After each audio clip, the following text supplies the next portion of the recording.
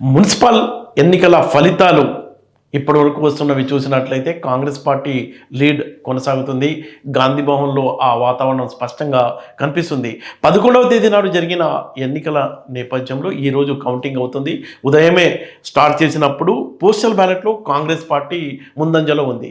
Second ప్లేస్లో టోటల్గా ఇప్పటి వరకు అంటే మధ్యాహ్నం వరకు వస్తున్న ఫలితాలను కనుక మనం చూసుకున్నట్లయితే సెకండ్ ప్లేస్లో బీఆర్ఎస్ ఉంది, థర్డ్ ప్లేస్లో బీజేపీ ఉంది. మొత్తం 2582 వార్డులు, అలాగే 123 మున్సిపాలిటీలు, అంటే 116 మున్సిపాలిటీలు, 7 కార్పొరేషన్లు మొత్తం కలిపి 123 అని మనం చూసుకుంటే ఇందులో 75 చోట్ల కాంగ్రెస్ పార్టీ లీడ్ కొనసాగుతుంది.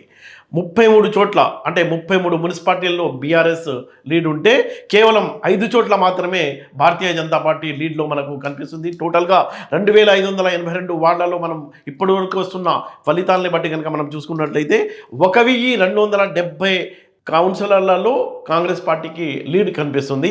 బీఆర్ఎస్కు సంబంధించిన లీడ్ అయితే కౌన్సిలర్లు 880 మంది గెలిచే అవకాశం ఉన్నట్టు ఇప్పటివరకు వస్తున్న ట్రెండ్ బట్టి అర్థమవుతుంది.